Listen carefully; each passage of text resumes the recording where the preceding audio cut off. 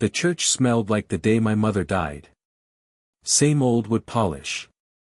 Same dusty hymnals. Same faint whiff of the lilies they put by the altar for weddings and funerals. My throat tightened around a swallow that didn't want to go down.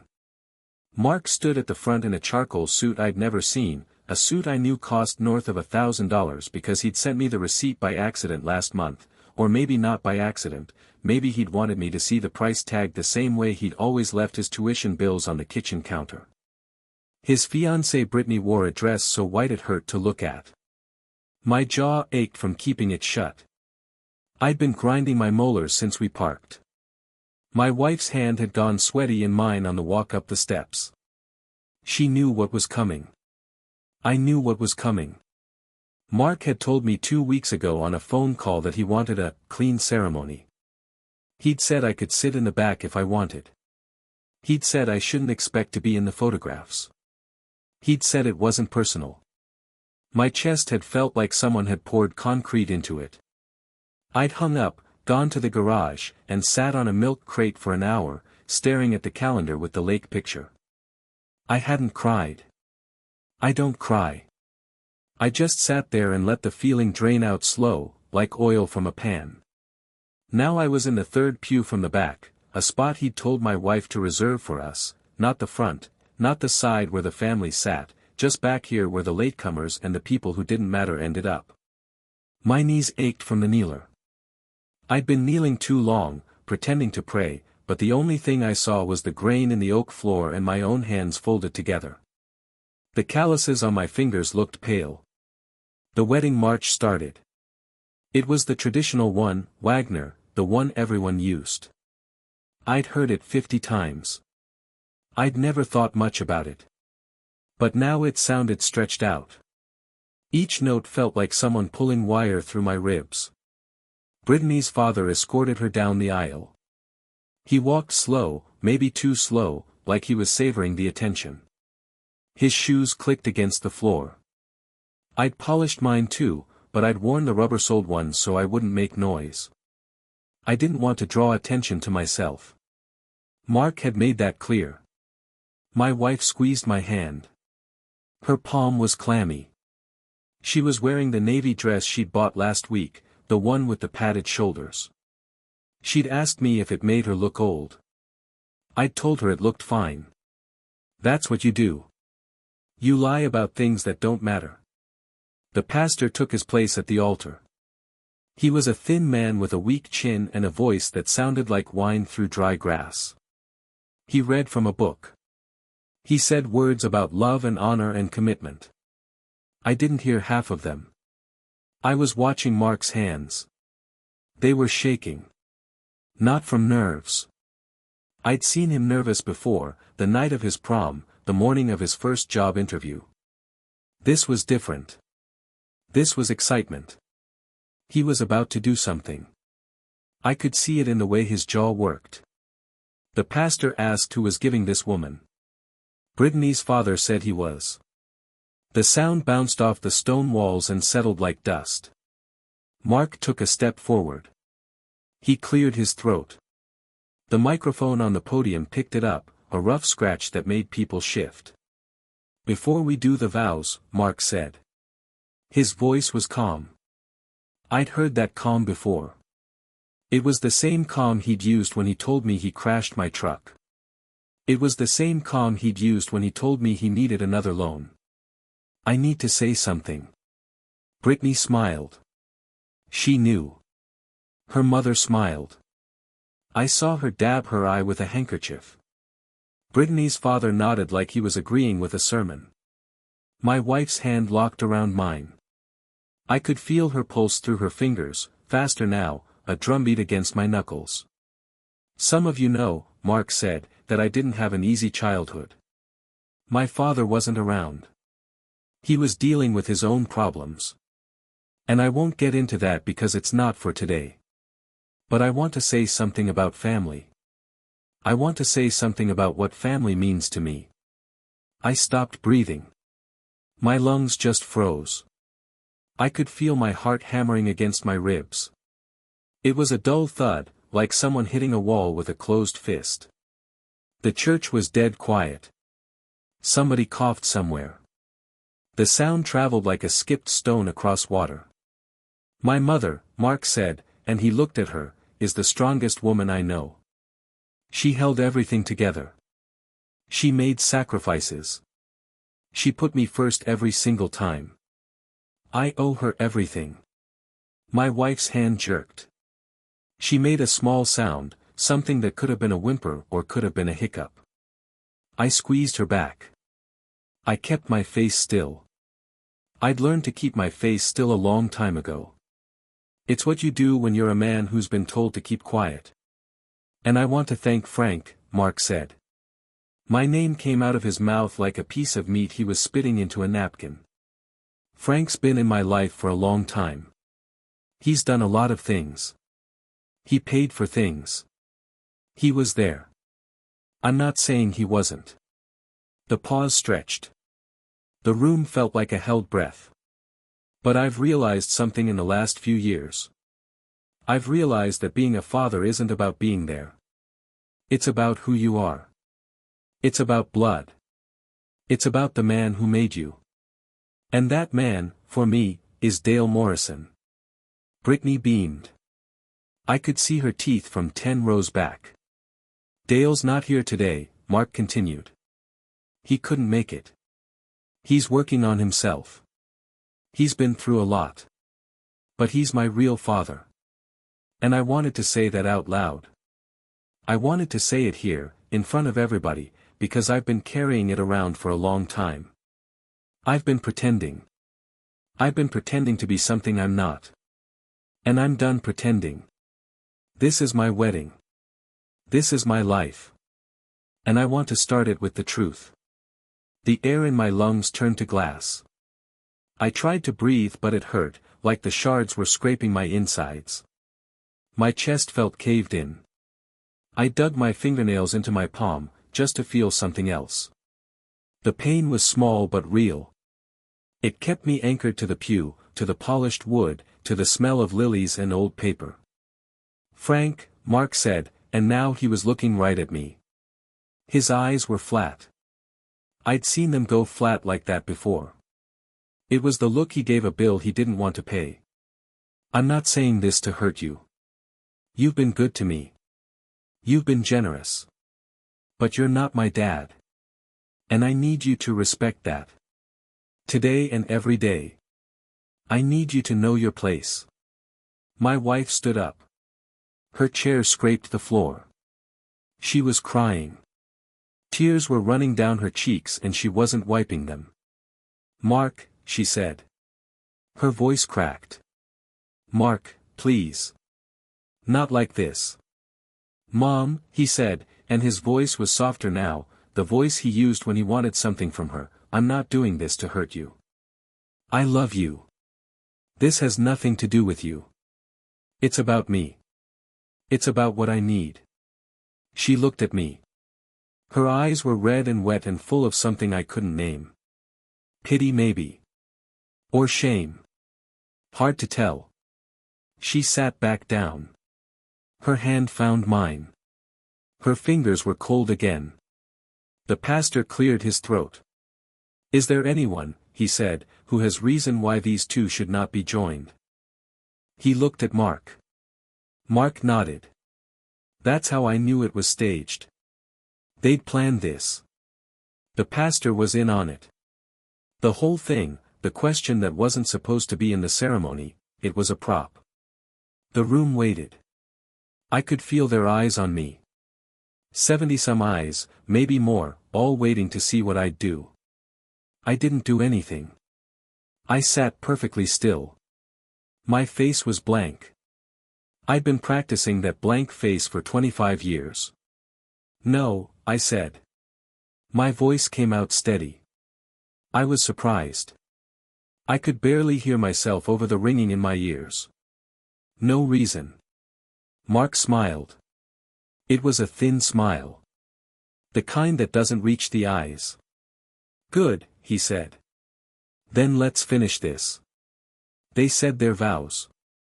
Mark said his like he was reading a grocery list. Brittany cried again. Her mascara ran. The photographer took pictures. I counted the flash pops. 27. I remembered the number because I wanted to remember something. Something that wasn't the sound of Mark's voice saying I wasn't his father. The ceremony ended. People clapped. They stood. They flooded the aisle. I stayed seated. My wife stood. She tugged my arm. Frank. Come on. Give me a minute. Please. Don't do this here. I'm not doing anything. I'm just sitting. She gave up. She went to find Mark.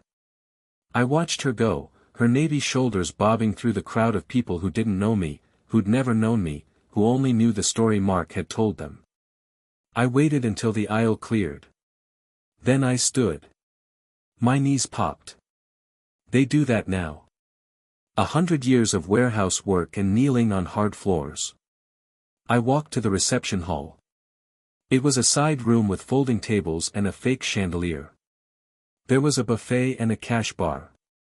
I didn't drink. I went to the buffet. I filled a plate with meatballs and pasta salad. I didn't eat any of it. I just stood by the wall and held the plate. Mark and Brittany made their entrance. There was applause. They cut the cake. They toasted with champagne. People gave speeches. Brittany's father gave one about family and tradition and what it means to be a real man. I watched his mouth move. I didn't hear a word. Mark came over to me at one point. Brittany was with him. She was still holding her bouquet. The flowers were white roses. They'd cost me $400. He'd sent me the bill. Frank, Mark said. You okay? I'm fine. I know that was hard. But I had to do it. I had to be honest. Honest. Yeah. I've been carrying that for years. Pretending you were something you're not. It was eating me up inside. Brittany nodded. It was really brave of him, she said. To say what he needed to say. Real brave, I said. Mark's eyes narrowed. He was trying to see if I was being sarcastic. I wasn't. I had no sarcasm left in me. It had all drained out on the walk from the church to the hall. I'm glad you came, he said. It means a lot. Wouldn't miss it. He waited for something else. I didn't give it to him. He shifted his weight. The suit rustled. I could hear the fabric.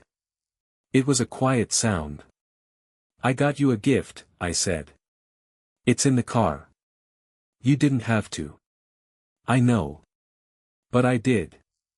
What is it? I reached into my jacket. I pulled out the envelope. It was thick. It was white. It had his name on it in black ink. $10,000, I said. Saved it for 2 years. For your wedding. For your future. Brittany grabbed the envelope.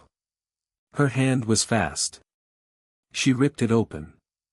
She pulled out the bills. She counted them with her thumb. Her tongue touched the corner of her mouth. Oh my God, she said. Mark. Look at this. Mark looked. His eyes went wide.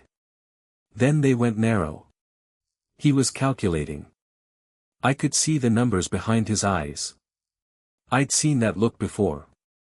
It was the look he gave a receipt he didn't want to pay. Frank, he said. This is a lot. It's a gift. No strings. You saved for 2 years, every week. $50. 100 when I could. Didn't eat out. Didn't take vacations. Drove the same car with the dented door. You shouldn't have, he said. But he was smiling now. So was Brittany. They were holding the bills like they were holding holy water. Thank you, he said. Thank you. This is going to help so much. The down payment. The furniture. We've been struggling. I know. I mean it. This means everything. I watched his mouth form the words. I watched his eyes flicker to the bills and back to me. I heard the gratitude, but I couldn't feel it. My hands were numb. I stared at my knuckles. They were white. I forced myself to relax. The blood came back in a hot rush. You should enjoy your reception, I said. It's your day. Yeah, he said. Yeah, I should.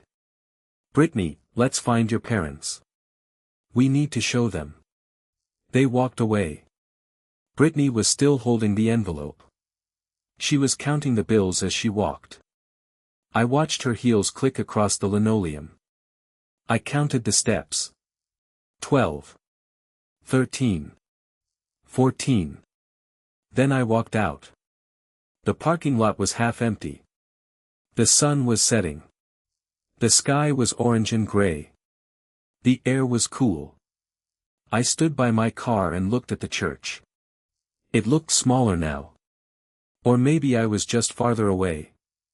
Across the street, there was a brick building with a white sign. Hope Mission. A homeless shelter. I'd driven past it 100 times. I'd never given it a second thought. But tonight it had lights on. I could see people inside. They were eating at long tables. There was a woman with a baby. There was an old man in a wheelchair. There was a boy who looked about 8, wearing a sweatshirt that was too big for him. I watched them for a long time. My chest was still tight. My throat was still dry. But something else was happening. Something colder. Something that had been sitting in the dark part of my mind for years. I opened my car door. I sat in the driver's seat. I didn't start the engine. I just sat there with my hands on the wheel. The leather was cracked. I'd never replaced it. Too expensive. I always saved my money. Always. For Mark. For his education. For his car. For his wedding. For everything. My phone buzzed. My wife. I didn't answer. It buzzed again. I let it go. I opened the glove box. Inside was my laptop. I pulled it out. I turned it on. The screen was bright in the dark car. I went to the shelter's website. I found the donation page. I entered my banking information. I typed the amount. $10,000. The number looked strange on the screen. Too many zeros. I paused. I thought about Mark's face when he counted the bills. The way his lips had moved. The way his fingers had flicked the corners. The way he hadn't said thank you until I pointed out how much I'd sacrificed. 2 years. 800 hours of overtime. Cold meals. No vacations. The same shoes. The same dented car. For a boy who stood in front of 70 people and told them I wasn't his father. I clicked submit. The page loaded. A confirmation popped up. I printed the receipt. The paper was curled from sitting in the glove box. The ink smeared a little. I looked at it. My name. The amount. The date. The shelter's address. Across from the church. I got out of the car. I walked across the street. A woman opened the door. She had gray hair and kind eyes. She looked tired but not angry. Can I help you? I'd like to donate this, I said. I showed her the receipt. She stared at it. Her mouth opened slightly. She looked at me, then back at the paper. This is $10,000. Yes. Who are you? My name is Frank, I said. And I just realized I've been paying for something I was never going to own. She didn't understand. I could see it on her face. But she took the receipt. She held it like it was fragile. I don't know what to say. You don't have to say anything, I said. I'd like to make a plaque, I said. For the wall. Inside. Where everyone can see it. A plaque. Yes. Just a small one. With my name. So I know it's here. So I know where my money went. Her face softened. She didn't ask why. She just nodded. We can do that. It'll be small. Nothing fancy. It's enough. I walked back across the street. I got in my car and drove home. The house was dark. My wife wasn't back yet. I sat in the living room in the dark, on the couch I'd bought 14 years ago, the one with the faded armrests. I thought about the plaque. I thought about it hanging on the shelter's wall. I thought about Mark walking out of the church next Sunday with his new wife, seeing it through the window. My name. On a plaque. Across from where he'd said I wasn't his real father. I didn't smile. It wasn't a smile kind of night. But I felt something loosen in my chest. Something that had been tight for a very long time. I pulled out my phone. I found Richard Cutter's number. He was my lawyer. The one who'd drawn up my will. Richard, I said when he answered. It's Frank. I need to change my will. Now. Tonight. I need to remove someone from my beneficiary. Who? My stepson. I want him off everything. The life insurance. The pension. The house. Everything. Frank, that's a big step. Are you sure? I've never been more sure of anything in my life. And there's more. I want to set up a donation. A recurring one. To a homeless shelter. The one across from St. Mary's. Can you do that? I can. Good. I'll come in tomorrow. Have the papers ready. I hung up. The phone felt warm in my hand. I set it on the coffee table. I sat in the dark for a long time. The house was quiet. No ticking clock. No hum from the fridge. Just silence, dense and heavy. My hand was still shaking. Just a little. I looked at it in the dim light. It wasn't anger. It wasn't sadness. It was something else. A door closing. But when you close one door, you can always open another. I just didn't know yet what was on the other side. I drove home with my hands tight on the wheel. The streetlights flickered through the windshield in yellow pulses. Each one hit my face and faded. Hit and faded. My jaw was still clenched. I could feel the ache in my molars, the dull throb that had been building since Mark opened his mouth at the altar. The house was dark when I pulled into the driveway. My wife's car wasn't there. She was still at the reception, still smiling, still pretending. I didn't blame her. She'd been pretending for 25 years too. I left the garage door open. I didn't care about the cold air or the bugs. I sat in the car for a minute. The engine ticked as it cooled. The smell of exhaust drifted in through the vents. I breathed it in. It was familiar. It was safe that I went inside. The kitchen was clean. The dishes were put away. My wife had done them before we left. She always did them before we left. It was her way of controlling things when she was nervous. That I walked to the garage. The door from the house opened into the back wall. I flipped the light switch. The fluorescent bulbs hummed and buzzed. One flickered. It always flickered. I'd never fixed it. My workbench was against the far wall.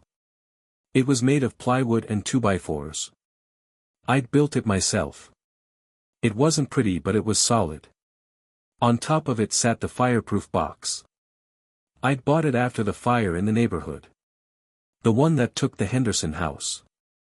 They'd lost everything. I didn't want to lose everything. That I opened the box. It was heavy. The lid was tight. I pulled it open and the metal scraped against itself. Inside were files, paper, receipts, bank statements. A journal that I took out the journal first. It was a black moleskine.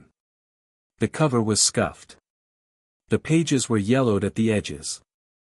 I'd bought it in 2001. I wrote in it when things happened.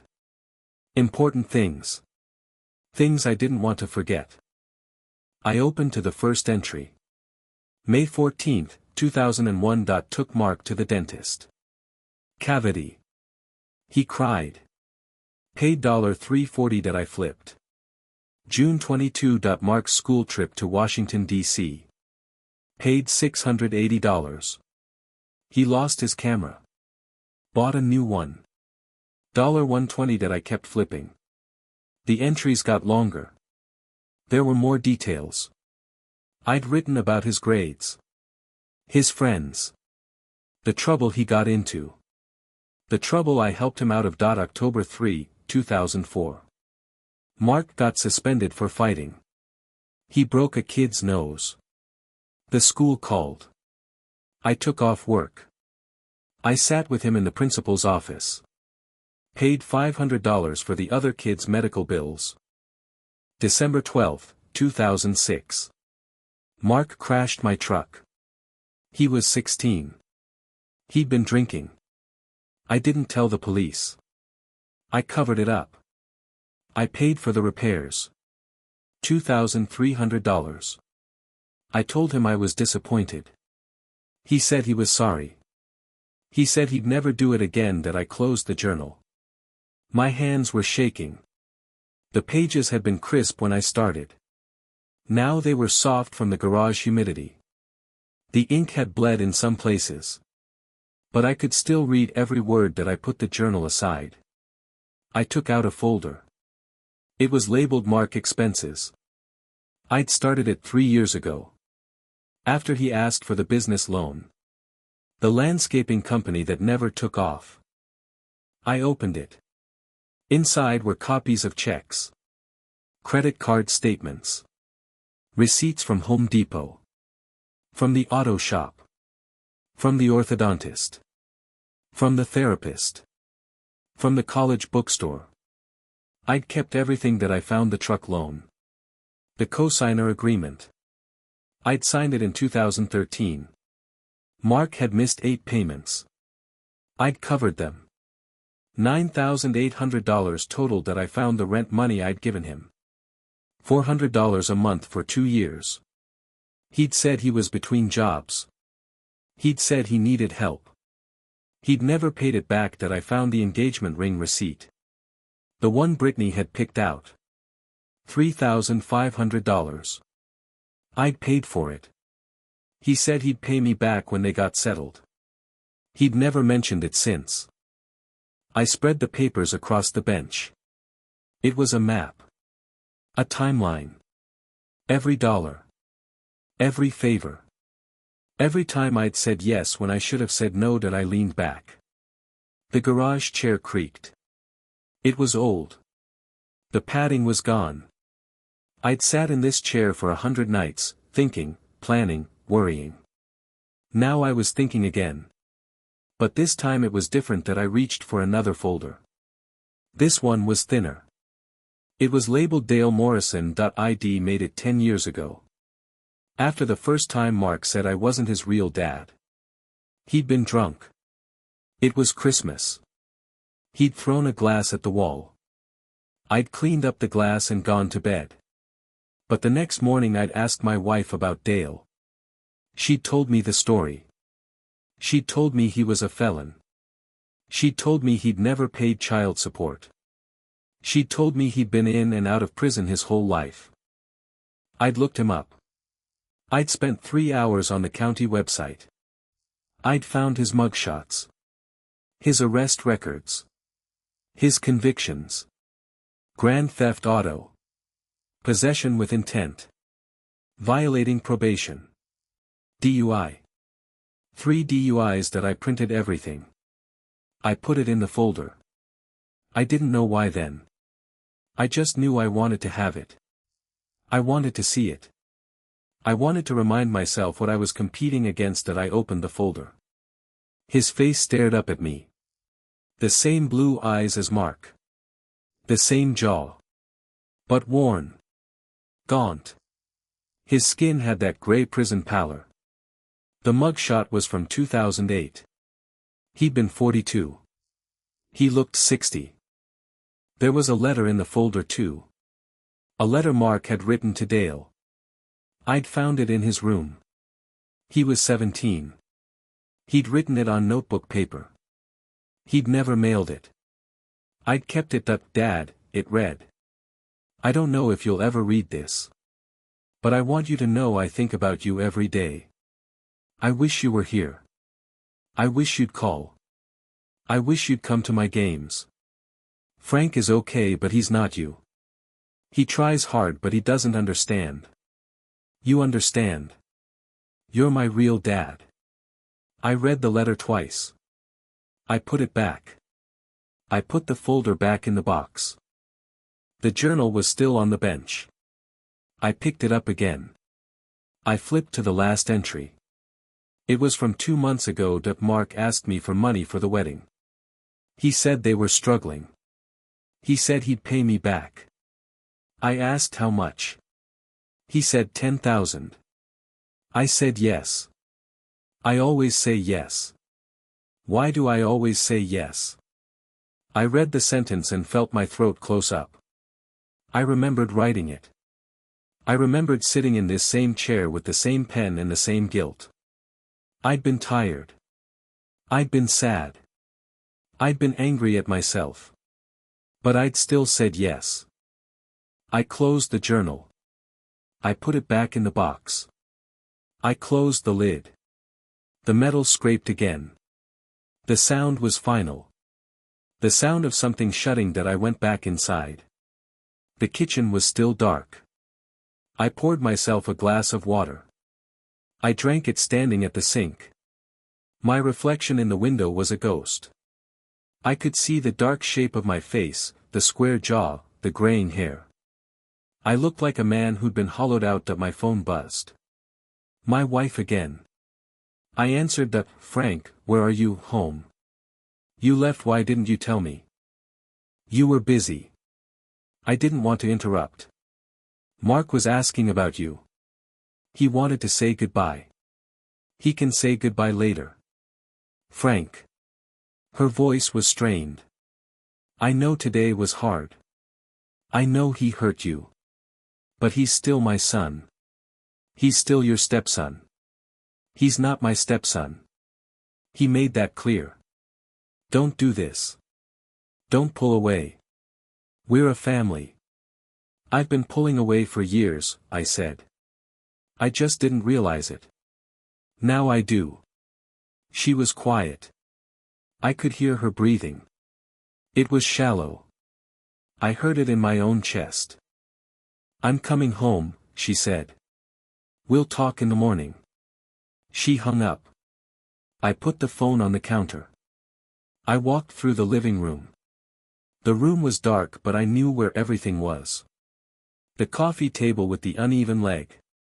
The lamp with the cracked shade. The photos on the mantel. I could see them in the faint light from the street. Mark at graduation. Mark at his first job. Mark with his arm around me at a barbecue. I picked up the photo from his graduation. He was smiling. He'd just gotten his diploma. I'd paid for 4 years of college. I'd worked 60-hour weeks. I'd done it because I believed in him. I believed he'd be something. Now I looked at his face and I saw nothing. A stranger. A customer. A man who'd counted my money and told me I wasn't his father. I put the photo face down on the mantel. I turned it over. I placed it on its back, so the frame faced the wall. I didn't smash it. I didn't break it. I just turned it around. I went to my office. It was a small room off the garage. A desk. A filing cabinet. A computer. I'd set it up years ago to pay bills and do taxes. It was utilitarian. Nothing fancy. I turned on the computer. It took a long time to boot up. I waited. I watched the screen glow to life. The blue light reflected off my glasses. I took the glasses off and rubbed my eyes. The File Explorer opened. I clicked on Documents. I clicked on a folder marked Estate. Inside were my will documents. The trust documents. The life insurance beneficiary forms that I opened the will. I'd written it 5 years ago. It was simple. Everything went to my wife. If she died before me, everything went to Mark. He was the secondary beneficiary. He was the backup. He was the future that I read the document. My name was at the top. Then the boilerplate language. Then the bequests. The house. The pension. The savings accounts. The tools. All of it. He was in line to get all of it. I closed the document. I opened a new file. I started typing. A new will. A new trust. I'd talk to Richard Cutter tomorrow. But I wanted to draft it tonight. I wanted to see the words on the screen that I typed fast. My fingers were cold but they worked. I, Frank Anderson, being of sound mind and body, do hereby revoke all previous wills and testamentary instruments. I typed the new terms. My wife would still get everything. But if she died before me, the estate would go to charity. The Hope Mission. The homeless shelter across from the church. I typed the address. I typed the contact information. I typed the donation amount. $10,000. The same amount I'd saved for Mark. The same amount I'd given him. The same amount I'd donated to the shelter. I was still giving it away. But this time I was giving it to people who needed it. People who'd be grateful that I saved the file. I printed it. The printer hummed and spat out paper. The pages were warm. I held them in my hands. The ink was still wet. I could smell it. The paper was smooth that I put the pages in a folder. I wrote Richard on the cover. I put it in my briefcase. I'd take it to him first thing in the morning. I stood up. My legs were stiff. I hadn't moved in 2 hours. I'd been frozen in front of the computer, typing, rewriting, imagining. I walked to the back door. I opened it. The night air hit me. It was cold and clean that I stepped into the garage. I turned on the light. The fluorescent bulb flickered. I looked at the fireproof box. I opened it again that the journal was on top. I took it out. I opened to the last page. I picked up a pen. The ink was running low. I pressed hard that May 17th. The wedding. Mark said I wasn't his father in front of everyone. He said it like he was announcing a vacation. He said it with a smile. I gave him the 10,000. He counted it. He didn't even thank me. Brittany counted it again. They walked away. Tonight I changed my will. Tonight I made my own plans.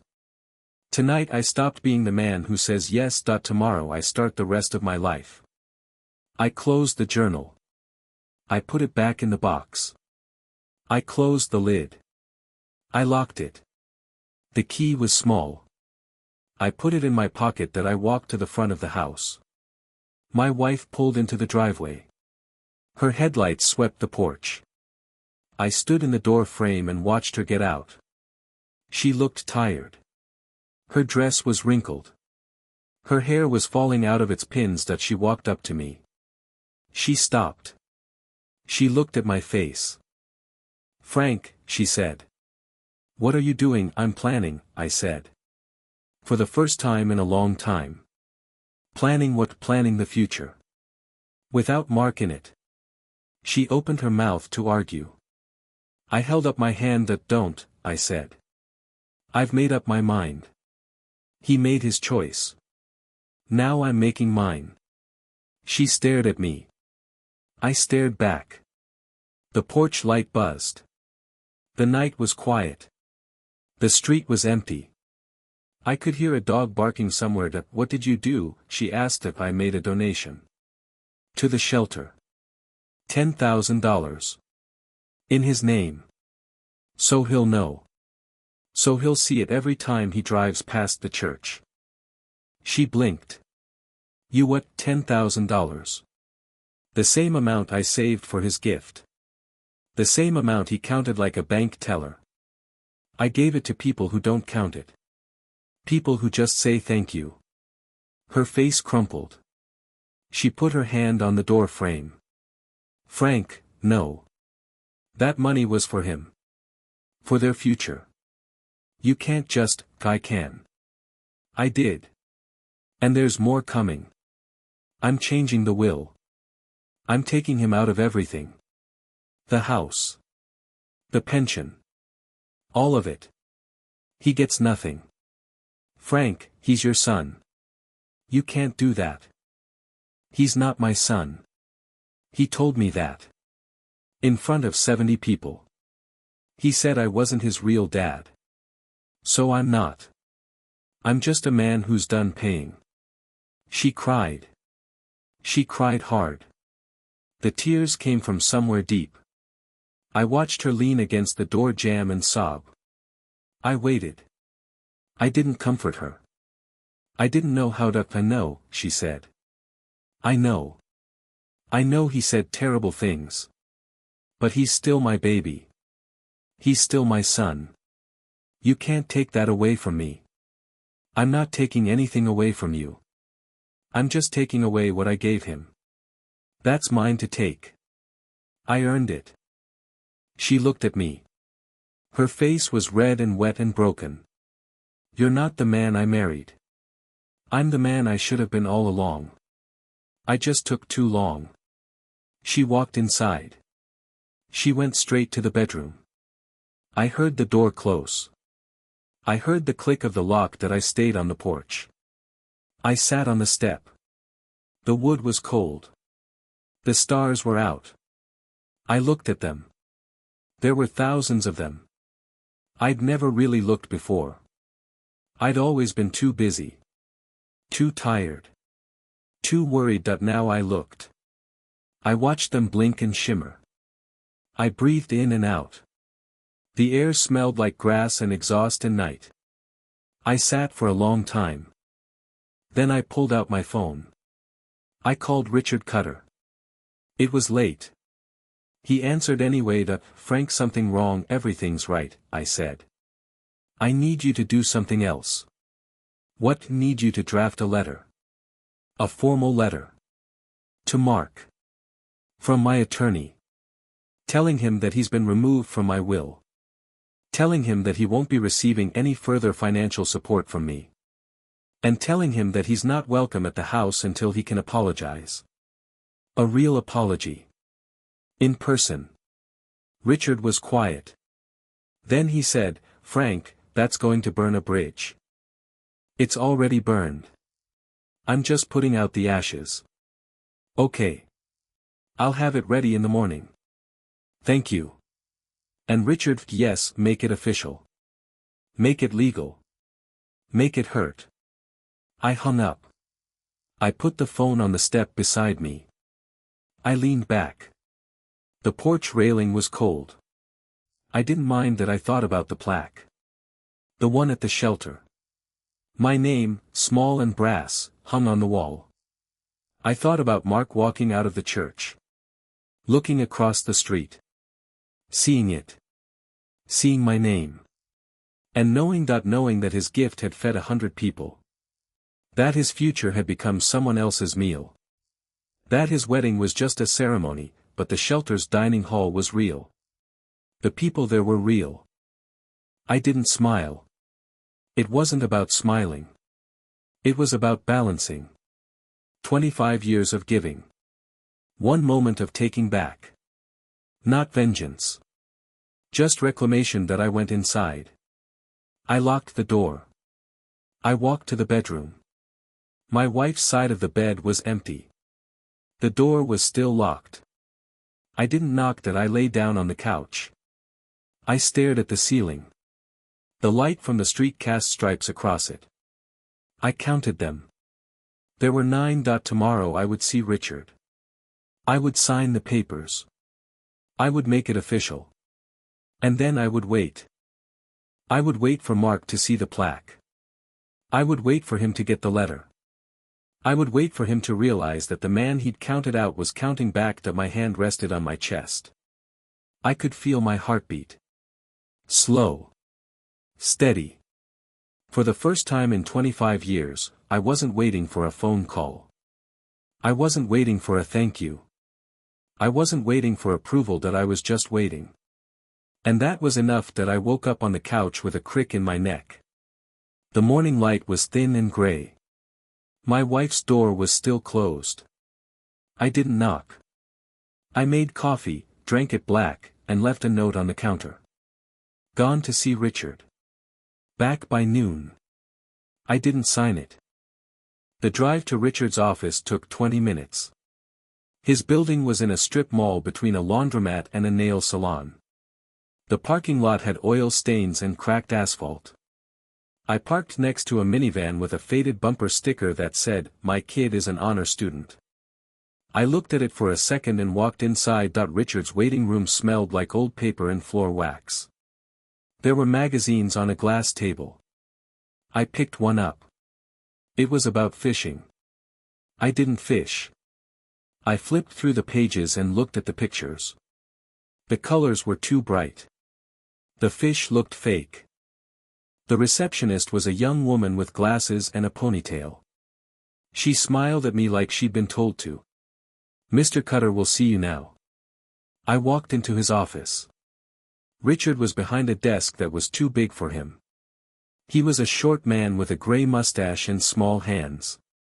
He wore a suit that didn't fit right. The jacket was tight across the shoulders. "Frank," he said. He stood and shook my hand. His grip was soft. "Sit down. We've got a lot to go over." I sat. The chair was leather. It squeaked when I moved. "I read your draft," Richard said. "Last night. After you called. It's solid. But I want to make sure you understand what you're doing." "I understand. When you remove someone from a will, it's not just paperwork. It's a statement. It says something. It says you're done." "I'm done." He leaned back. The chair groaned. "What happened at the wedding?" He said. "I wasn't his real father. In front of everyone. He told me not to come. I came anyway. He made a speech about how his real dad wasn't there because he was working on himself. He pointed at me and said I was just his mother's husband. Then he took the $10,000 I gave him and counted it like a check." Richard was quiet. He looked at his hands. Then he looked at me. "That's rough." "It's not rough. It's the truth.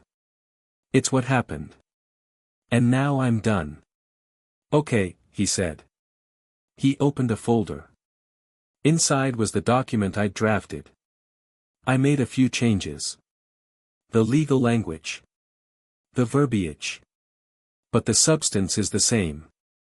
Your wife gets the house and the liquid assets. She'll have enough. If she passes, the rest goes to the Hope Mission.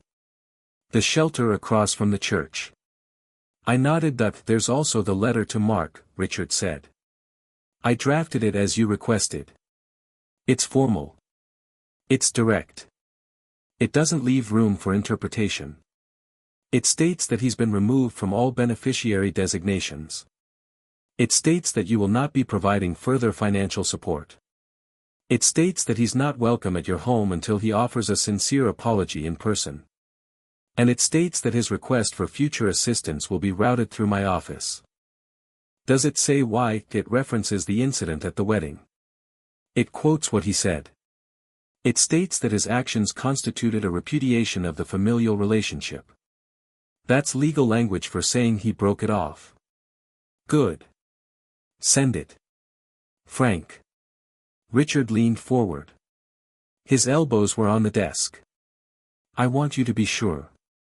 Once this letter goes out, there's no taking it back. He'll know. His mother will know. Everyone will know. I want everyone to know. I want it in writing. I want it official. He nodded slowly. He took a pen from his pocket. The pen had his name on it. He signed the letter. Then he slid it across the desk. I'll mail it today. Certified mail. So he has to sign for it. Thank you. There's something else, Richard said. The donation to the shelter. The ongoing one. I've set up the automatic transfer. $500 a month. Starting next month. It'll come out of your checking account. You'll get a tax receipt at the end of the year. Good. Also, the $10,000 you already donated. That's tax deductible. I'll make sure you get the documentation. I nodded. I didn't care about the taxes.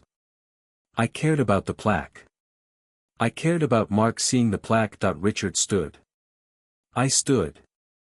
We shook hands again. His hand was still soft. I squeezed harder this time. I felt his bones shift. I left his office. The parking lot was bright. The sun was up. I walked to my car and got in. I sat there for a minute, letting the heat build up. The dashboard was warm. I could feel it on my hands. I drove to the shelter. Patricia was in the office when I arrived. She was on the phone. She waved me in. I sat in the plastic chair across from her desk. There was a stack of paper on the corner. Donation forms. Volunteer schedules. A flyer for a food drive. She hung up. Frank. Good to see you. The plaque is ready. I was going to call you. Can I see it? She pulled it out of a drawer. It was small. Brass. 4x6. It had my name on it. Frank Anderson. In grateful recognition of a generous gift. The letters were black. The metal was polished. It caught the light. It's perfect, I said. We're going to hang it today, she said. In the dining hall. On the main wall. Right across from the window. I looked at the plaque. I ran my thumb over the letters. They were smooth. The edges were sharp. Thank you, I said. Thank you. Frank, $10,000 is going to do a lot. It's going to feed people for weeks. It's going to pay for beds. For blankets. For medicine. For the kids. We have so many kids coming through here. I thought about Mark. I thought about the kids in the shelter. Mark had never gone hungry. He'd never needed a bed.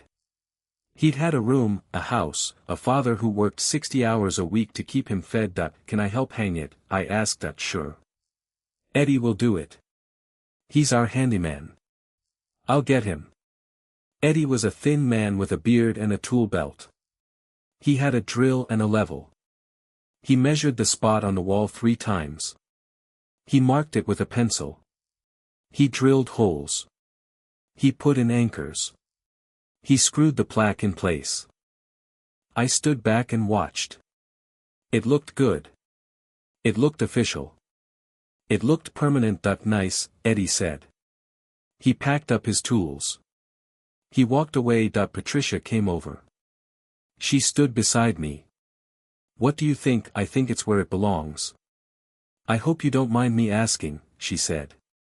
But what happened? You don't just donate $10,000 and ask for a plaque. There's a story there. There's a story, I said. But it's not a happy one. Those are the ones that need telling. I looked at her. She had kind eyes. She reminded me of my grandmother. Not the face. The way she waited. The way she didn't push. His wedding was yesterday, I said. My stepson's. He told me I wasn't his real father. In the church. In front of everyone. He said he needed to be honest. He said his real father was a man in prison.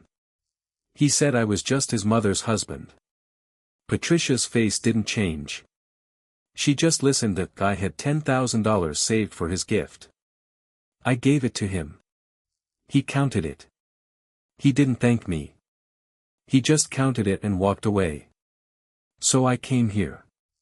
I donated the same amount. I put my name on a plaque. So he can see it.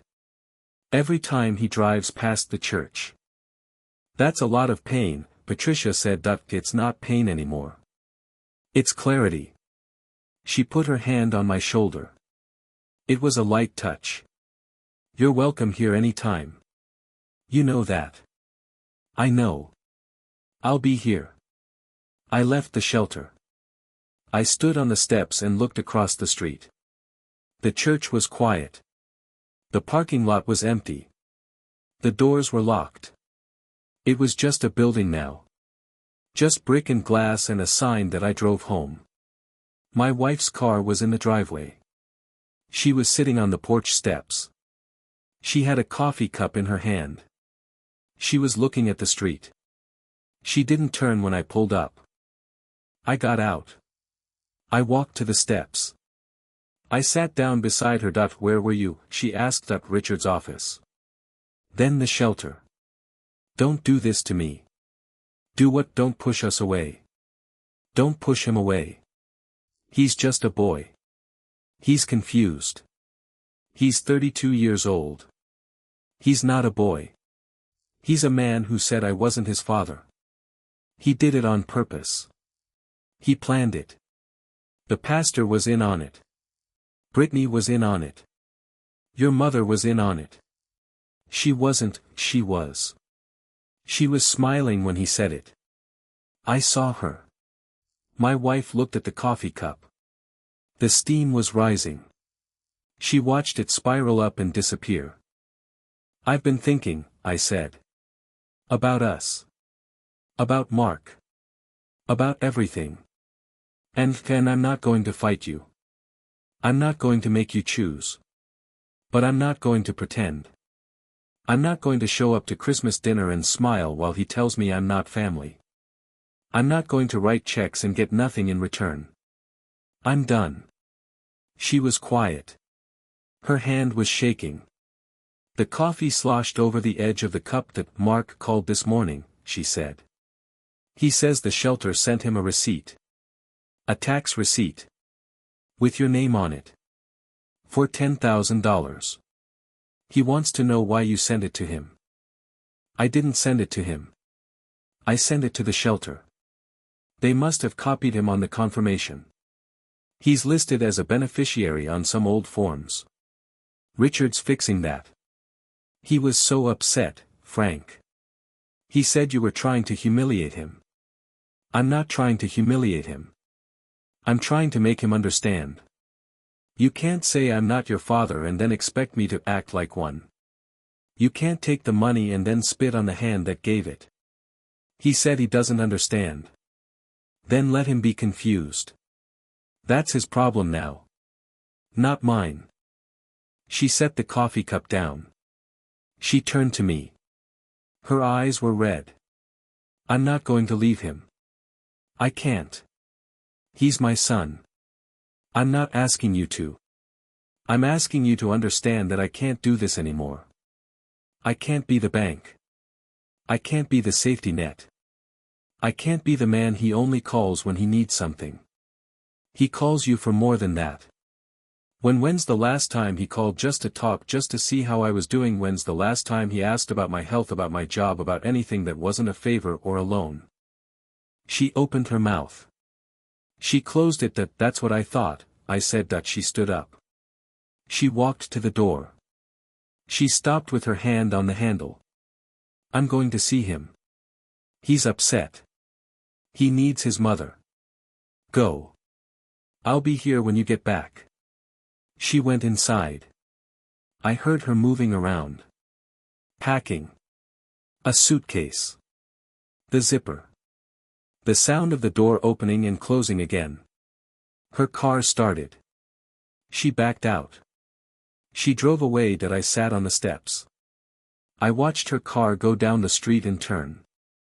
The taillights blinked once and disappeared. I went inside. The house was quiet. I walked through the rooms. The living room. The kitchen. The bedroom. Everything was the same. Everything was different that I went to the office. I opened the computer. I pulled up the estate documents again. I read them. Then I read them again. I changed a few things. The language. The bequests. The wording of the letter to Mark that I printed the changes. I put them in a folder. I wrote Richard on the cover that I went to the garage. I opened the fireproof box. I took out the journal. I opened it to the last page. I wrote. May 18th. My wife went to be with Mark. I didn't stop her. I didn't beg. I don't know what she'll come back with. I don't know if she'll come back at all. But I know who I am now. I'm the man who stopped paying for love. I'm the man who gave his money to strangers who say thank you. I'm the man who put his name on a plaque instead of a wedding invitation. I closed the journal. I put it back. I closed the box. I locked it that I walked to the front door. I opened it. The mail had come. There was a thick envelope. It was from the shelter. I opened it. Inside was a letter from Patricia. Dear Frank, I just wanted to thank you again. The plaque went up today. It's beautiful. I had a chance to tell the volunteers about you. About your story. They were moved. One of them, a man named Ray, said he was a father too. He said he understood that we serve dinner at 6 every night. You're welcome to join us. Not as a volunteer. As a friend. Sincerely, Patricia. I read the letter twice. I folded it and put it in my pocket. I looked at the clock. It was 5:15 that I went to the kitchen. I got my keys. I drove to the shelter. The dining hall was full. Long tables. Folding chairs. Fluorescent lights. People were lined up with trays. I stood in the back and watched. The volunteers moved fast. They were efficient. They were kind. Ray was there. He was the man who'd been sitting on the steps. The one reading the book. He saw me. He waved. I walked over to Frank. He said. Yeah. I heard about you. The donation. The plaque. That was a hell of a thing to do. It was the right thing. He nodded. He had a beard and tired eyes. But he smiled when he talked. I'm Ray. I used to be a machinist. Lost my job. Lost my house. Been here 6 months. It's not easy, but it's okay. How old are you? 58. Old enough to know better. Young enough to still try. I sat down across from him. A volunteer brought a tray. Stew. Bread. A cup of water. I didn't eat. I just Saturday. You got kids? Ray asked. That had one. A stepson. He's not mine anymore. What happened? He said I wasn't his real father. At his wedding. In front of everyone. Ray put down his fork. He looked at me. His face was soft. That's the worst kind of pain. When the people you love don't love you back. Yep.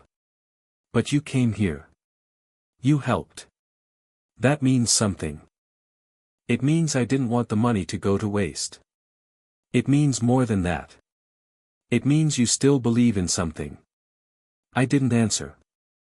I didn't know what I believed in anymore. But I believed in the taste of the stew. It was hot and salty. It had meat and potatoes and carrots. It was food. Real food that I ate. The bread was stale, but I didn't care. I drank the water. It was cold. Ray talked. He told me about his daughter. She lived in Oregon. She sent him letters. He showed me one. The paper was soft. The handwriting was pink ink. I miss you, Dad. Please come home. Can't go home, he said. No home to go to. But I'll get there. One day. I finished my meal. I stacked my tray. I shook Ray's hand. I walked to the door. I looked at the plaque. My name. Small and brass. It was still there. It would always be there. I walked to the car. I got in. I sat for a minute. The engine was cold. I started it. The radio came on. Country music. A song about a lost dog. I turned it off. I drove home. The house was dark. My wife wasn't back. I sat in the living room. I looked at the mantel. The framed photos were still turned around. I left them that way. I pulled out my phone. I called Richard. Frank. Everything okay? Everything's fine. I made a few changes. I'll bring them by tomorrow. Good. And Frank, the letter went out today. Certified mail. He'll get it tomorrow. Thank you. I hung up. I sat in the dark. The clock ticked. The house settled. I closed my eyes. I saw Mark's face. The way he'd counted the bills. The way he'd smiled. The way he'd looked at me like I was a stranger. I opened my eyes. The room was still dark. The stars were out. I looked at them through the window. They were steady. They were constant. They'd been there long before Mark, and they'd be there long after. I stood up. I walked to the garage. I opened the fireproof box. I took out a new folder. I wrote on the cover. The future. Inside, I put the documents. The will. The trust. The donation forms. The letter to Mark. I also put a new page. A blank page. A page for what came next. I didn't know what that was. But I was ready to find out. The certified mail arrived on a Tuesday. I knew because Mark called my wife at 9 in the morning. I was in the garage, sorting through old receipts, when I heard her phone ring through the wall. Her voice was low at first.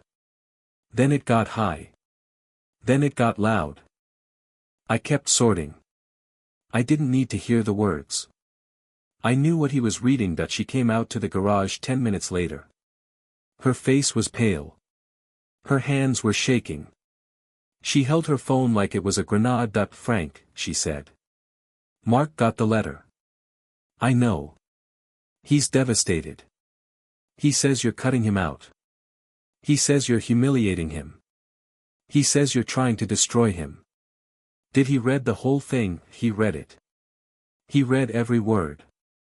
He's crying, Frank. He's actually crying. I put down the stack of papers. I looked at her. She was standing in the doorway. The fluorescent light buzzed above us. I could see the tears in her eyes. What did the letter say? It said you're removing him from the will. It said you're not going to give him any more money. It said he's not welcome here until he apologizes. In person. That's what I asked Richard to write. He's your son. He said I wasn't his father. He was angry. He was stressed. He didn't mean it. Then he can apologize. In person. He can tell me he didn't mean it. He can tell me he was wrong. He can look me in the eye and say it. He said he can't do that. He said you're the one who should apologize. I should apologize for what? For being there, for paying for everything, for raising a boy who wasn't mine and never acting like it mattered. She opened her mouth. Then she closed it. She looked at the floor. The concrete was stained with oil. She traced the pattern with her toe. He says he's coming over, she said. He wants to talk. When? Today. He and Brittany. They want to hash this out. I looked at the calendar on the wall. The lake picture. The same one I'd had for 6 years. I didn't change it. I didn't plan to change it. Fine, I said. They can come. But I'm not going to argue. I'm going to tell them what I told you. I'm done. He made his choice. Now he has to live with it. My wife left. She went back inside. I heard her on the phone again. Her voice was fast. Desperate. The voice of someone trying to put out a fire with a glass of water. I went back to my papers. I had a new folder. I'd started it the day after the wedding. It was labeled Mark. Not Mark Expenses. Just Mark. A clean slate. A final file. Inside, I'd put copies of the will. The trust documents. The donation records. The letter Richard sent. And a new document. A summary.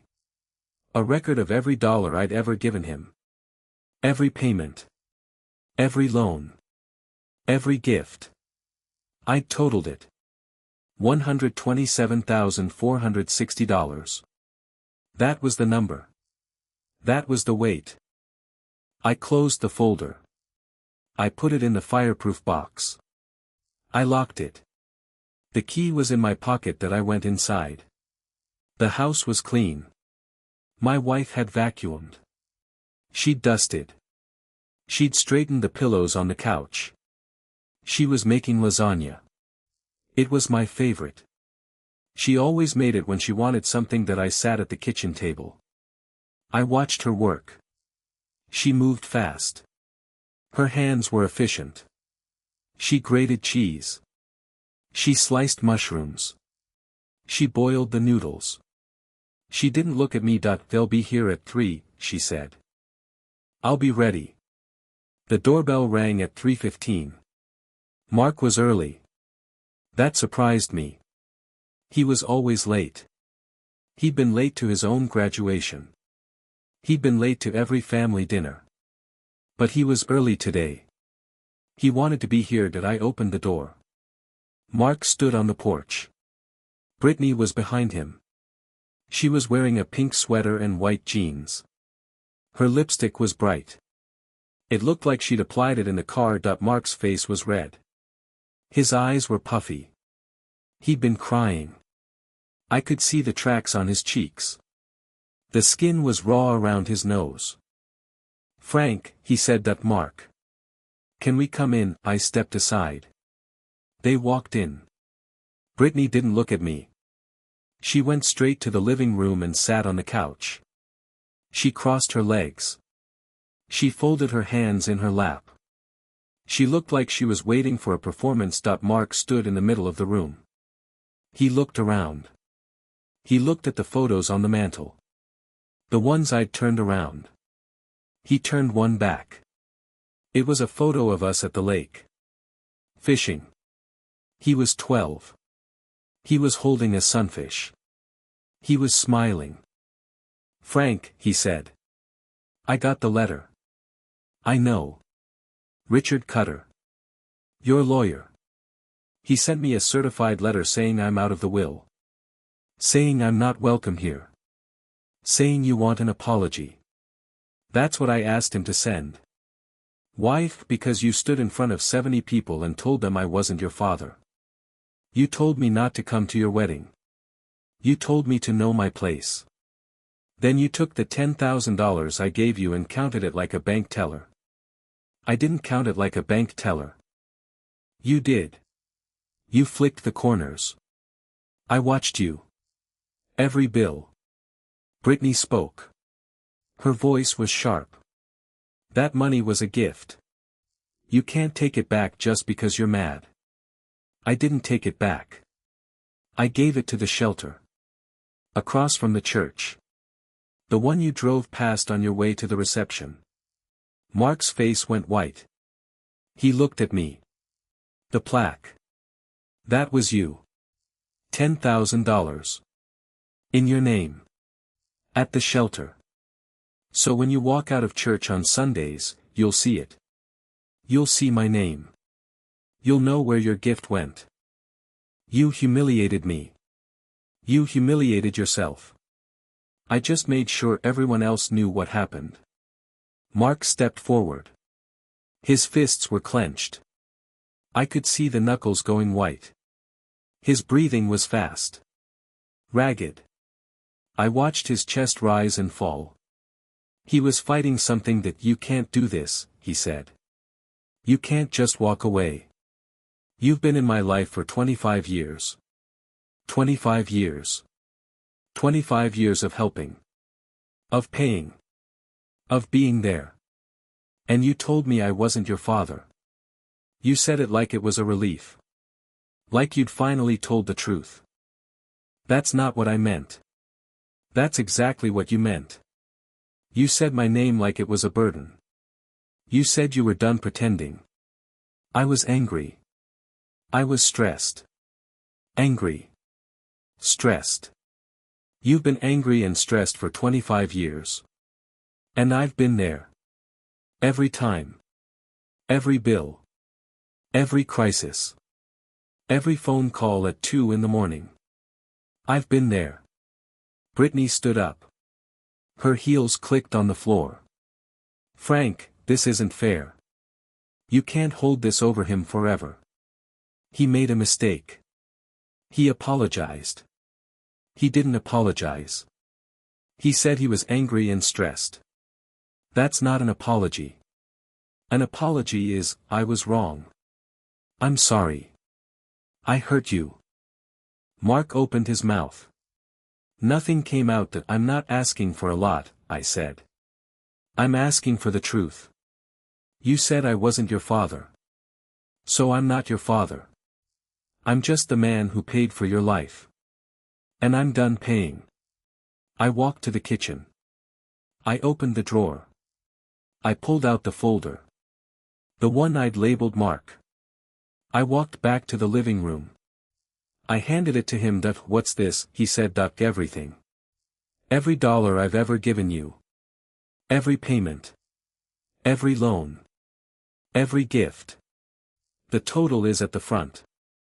$127,460. That's what you owe me. Not in money. In time. In respect. In gratitude. Mark opened the folder. He started flipping through the pages. I saw his eyes move. He read the dates. The amounts. The descriptions. His face went through stages. Confusion. Recognition. Then something darker. That you kept track, he said. All these years. You kept track. I kept records. That's what you do when you're the only one who pays. You keep track so you don't forget. I didn't ask you to do all this. Yes, you did. Every time you called. Every time you needed something. You didn't ask for love. You asked for money. And I gave it. Because I thought that's what a father did. Mark closed the folder. He held it against his chest. His hands were shaking. I could hear the paper rustled. So what do you want? He asked. You want me to say you were the best father ever? You want me to get on my knees and beg? You want the money back? I want you to understand. I want you to see what you did. At the wedding. You didn't just hurt me. You erased me. You made me a stranger in my own family. And you did it with a smile. Brittany stepped forward. She put her hand on Mark's arm. This is ridiculous. We came here to talk, not to be attacked. I'm not attacking him. I'm showing him the truth. He asked for the truth at the wedding. He said he wanted to be honest. I'm being honest now. Mark put the folder on the coffee table. It landed with a soft slap. He looked at me. His eyes were wet. His face was red. But he didn't cry. He just stared. You don't get it, he said. You don't understand what it's like to grow up without a father. To have a guy who isn't yours telling you what to do. Who's not your blood? I understand more than you think. I grew up without a father too. My dad left when I was 4. I never saw him again. My mother raised me alone. She worked 2 jobs. She didn't complain. She just did it. So yeah, I understand. I understand exactly what it's like. Mark looked at me. For a second, something shifted in his face. Then it was gone. So you know what it's like, he said. Then you know why I needed Dale. Why I needed the real thing. The real thing. Dale Morrison, the man who's been in and out of prison your whole life, the man who never paid a dime of child support, the man who's never held a job for more than 6 months. That's the real thing. Mark flinched. I saw it. The word hit him like a punch. He's my father. He's a ghost. He's a fantasy. He's the reason you couldn't accept the man who was actually there. The man who taught you to ride a bike. Who helped you with your homework. Who drove you to the hospital when you broke your arm. Who stayed up all night when you had a fever. Who paid for everything, and never asked for anything in return. You want something in return now. I want what I should have asked for 25 years ago.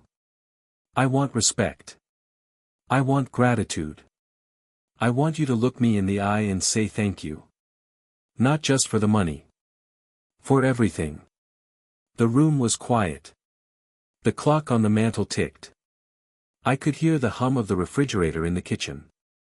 Brittany's hand was still on Mark's arm. She was gripping it tight. Her lipstick was smudged. I can't do this right now, Mark said. He picked up the folder. I need to think. Think about it. Think about all of it. Think about the years. Think about the nights I stayed up with you. Think about the times I was there. Then think about the wedding. Think about how you pointed at me and told everyone I was nothing. Mark turned to the door. Brittany followed. She opened it. They walked out. Mark didn't look back. I stood in the living room. My wife came in from the kitchen.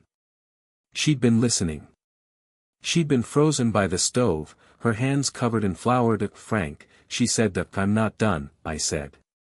There's more. What more? I'm not just cutting him out of the will. I'm cutting him out of my life. He's not welcome here. Not until he apologizes. A real apology. In person. He just left. He'll be back. He always comes back. Because he always needs something. And this time, I'm going to be ready. I walked to the mantel. I picked up the photo Mark had turned around. It was the one of us at the lake. The sunfish. The smile. I looked at it for a long time. Then I put it in the drawer of the end table. Face down. My wife watched me. Her hands were shaking. She wiped them on her apron. What are you going to do? She asked. If I'm going to wait. And when he comes back, I'm going to do what I should have done years ago. I'm going to tell him the truth. The whole truth. She didn't ask what that was. She didn't want to know. I went to the garage. I opened the fireproof box. I took out the journal. I wrote the new entry. May 19th. Mark came over. He brought Brittany. He wanted to talk. I gave him the folder. Everything. Every dollar. Every favor. He left angry. But he left. He knows now. He knows how much I gave. He knows what he threw away. He'll come back. He always does. And when he does, I'll be ready. I have one more thing to show him. Something he doesn't know. Something I've kept hidden for years. I closed the journal. I put it back. I looked at the box. At the bottom, under the folders, under the receipts, under the years of paper, there was a small manila envelope. It was thick. It was sealed. It had Mark's name on it. I didn't open it. Not yet. I closed the box. I locked it. I put the key in my pocket. Tomorrow, I would finish it. Tomorrow, I would show him the last piece. The one I'd been carrying for 25 years. The one that would change everything. I walked back inside. My wife was crying in the kitchen. I didn't go to her. I couldn't. Not yet. I sat in the living room. I watched the light fade from the windows. The room grew dark. I didn't turn on the lamp. Somewhere in the distance, I heard a car start. Mark and Brittany. Driving away. Driving back to their life. The life I'd paid for. But it wasn't my life anymore. It was just the end of one. And the beginning of another. The manila envelope sat on the workbench for 3 days. I looked at it every morning when I made coffee. I looked at it every night before I went to bed. I didn't open it. I didn't need to. I knew what was inside. I'd known for 25 years. My wife left on the 3rd day. She packed a bag and drove to Mark's apartment. She said she needed to be with him. She said he was falling apart. She said I'd broken him. Broken him, I said. He broke me. At the altar. In front of everyone. I just handed him the pieces. He's your son. He's not. He told me that. At the wedding. He said I wasn't his real dad.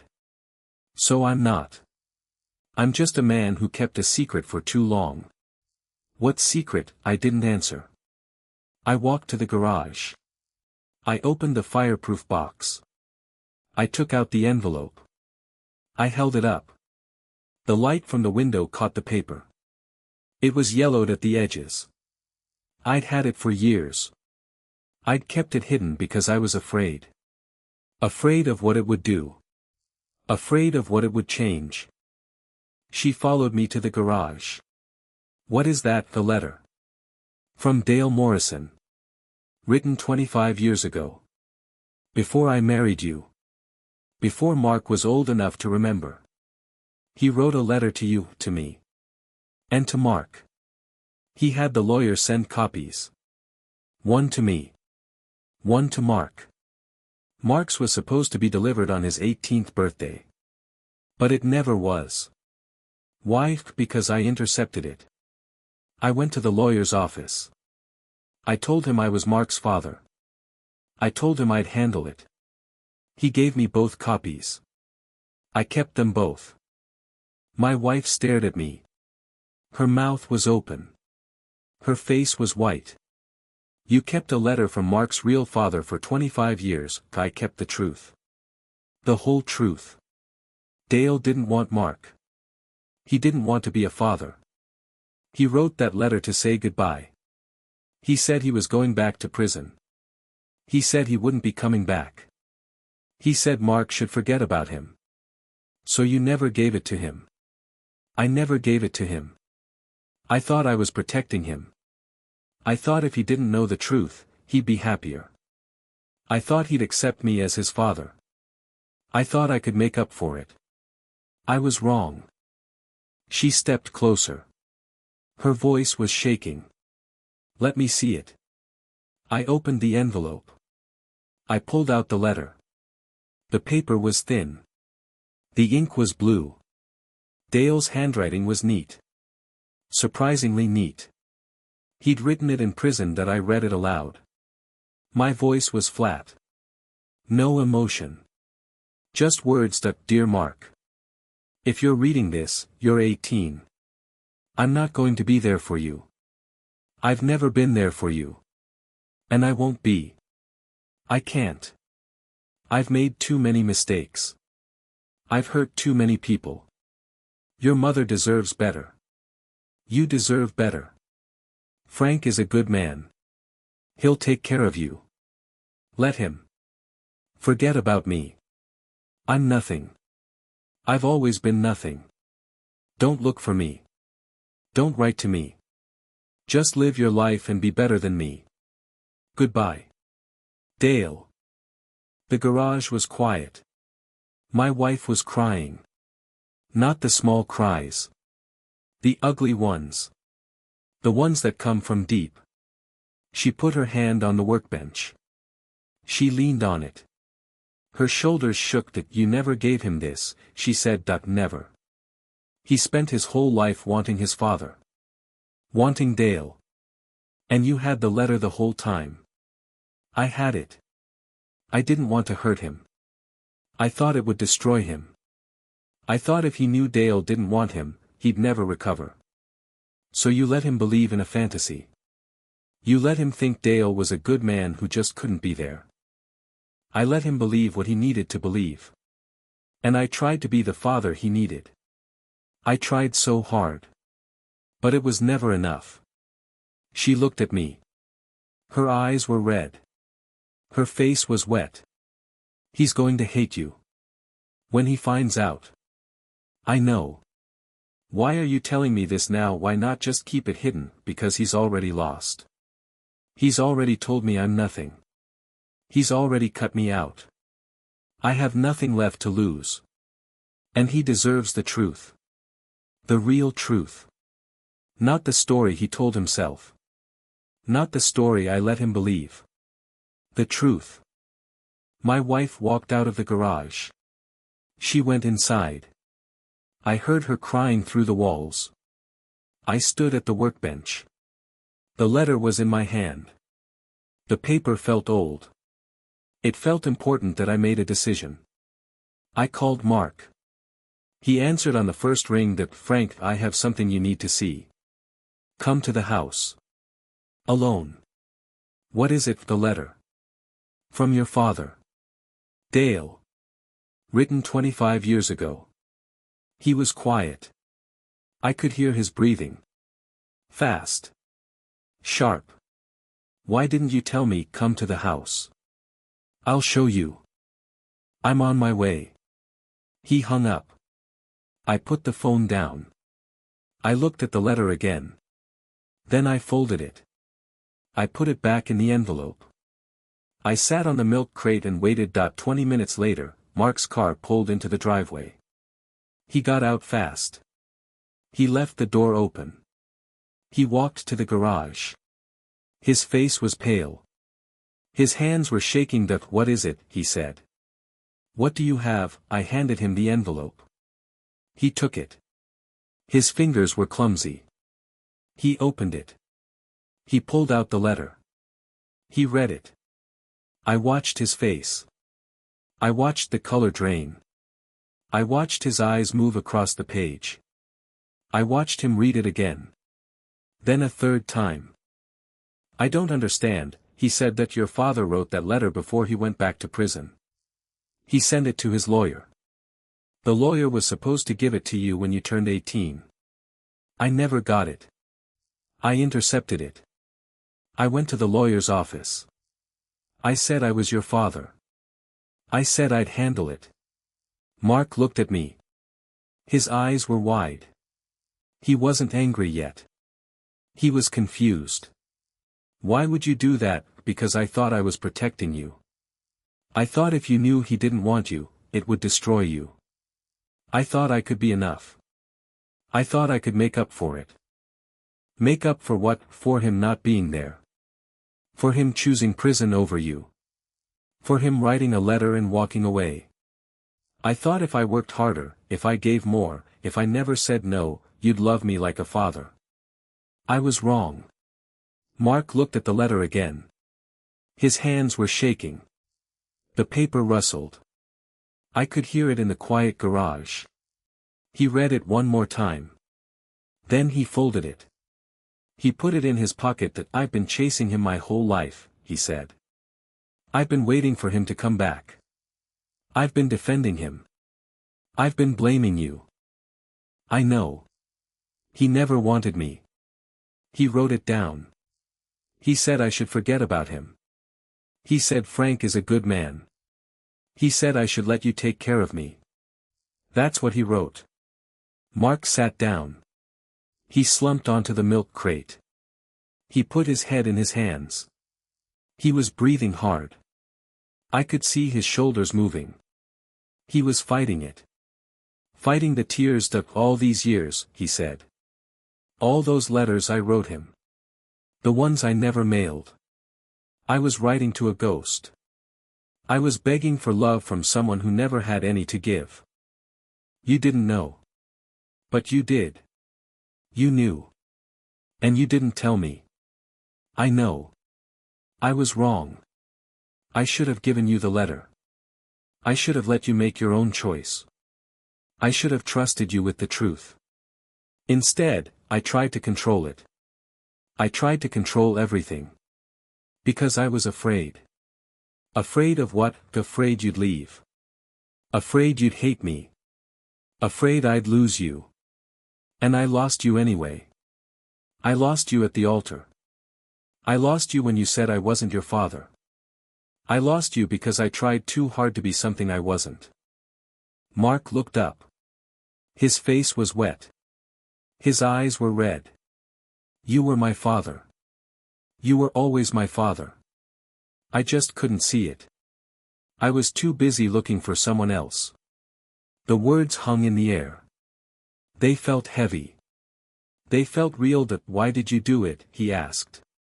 At the wedding. Why did you say all that? Why did you humiliate me? I didn't say anything at the wedding. I sat in the back and took it.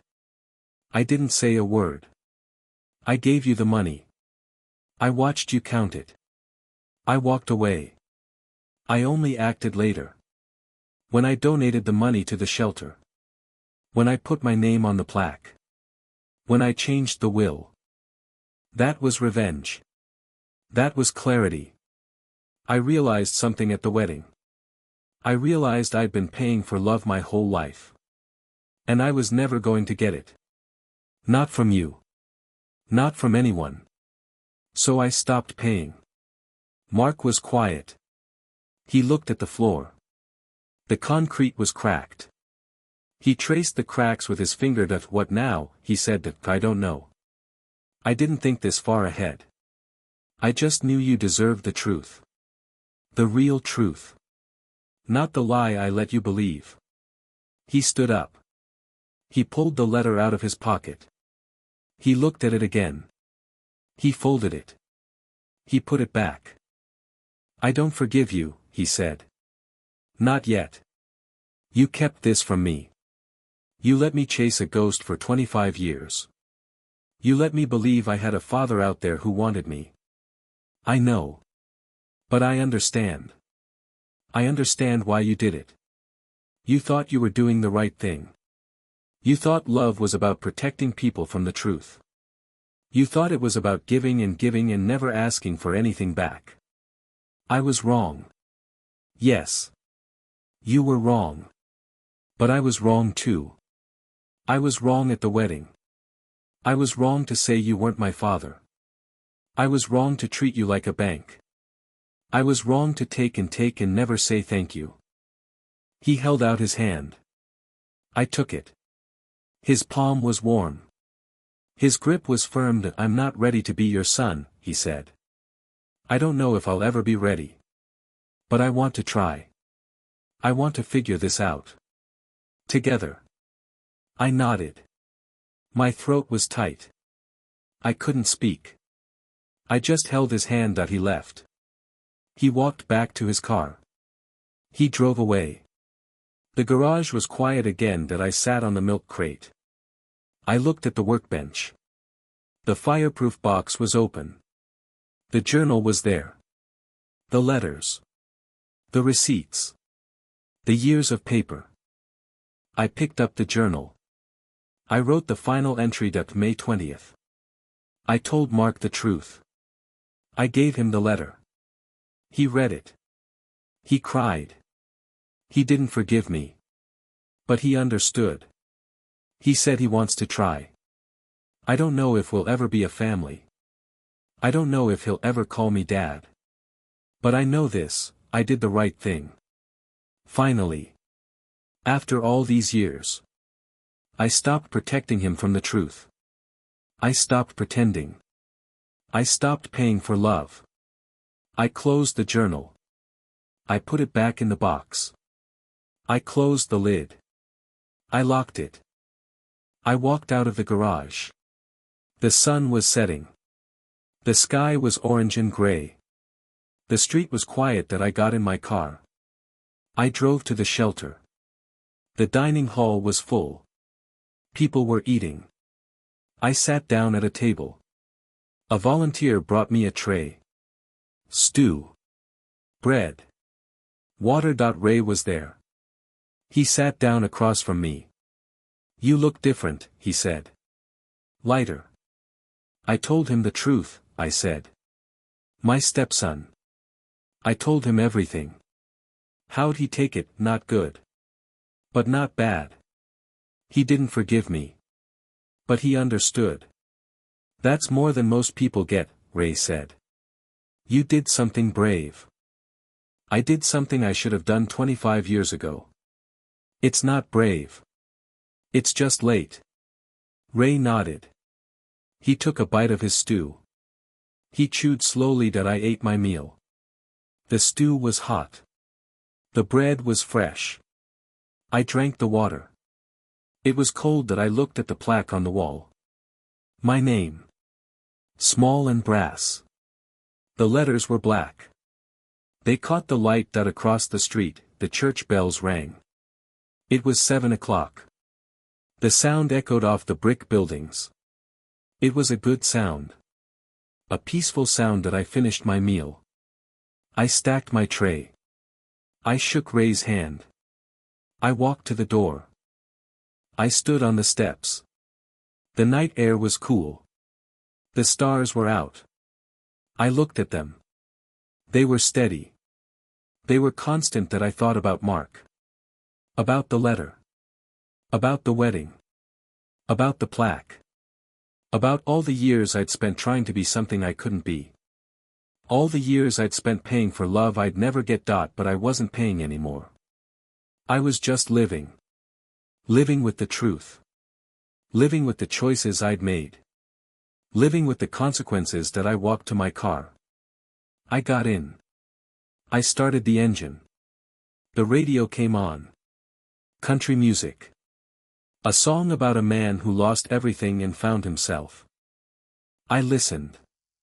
I drove home. The house was dark. My wife wasn't back. I didn't know if she'd come back. I didn't know if Mark would call. I didn't know what tomorrow would bring. But I knew what today had brought. The truth. The weight off my chest. The quiet peace of a man who'd finally stopped running. I sat in the living room. I looked at the mantel. The photos were still face down. I left them that way. I didn't need to see them. I knew what they looked like. I knew what they meant. I picked up my phone. I called Patricia. Frank, it's done, I said. I told him everything. The letter. The truth. All of it. What happened? He understood. He didn't forgive me. But he understood.